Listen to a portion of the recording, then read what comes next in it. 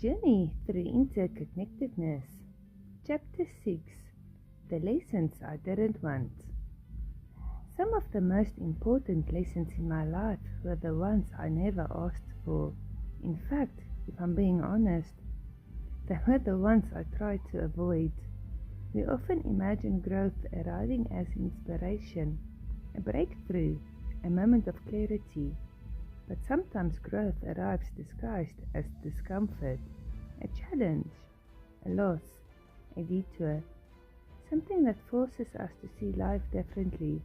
Looking back, I can see there were lessons I resisted for years, not because they weren't true, but because I wasn't ready to face them.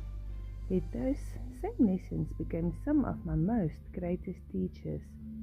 One of the threads I've discovered on this journey is this: the lessons we resist often have the most to teach us.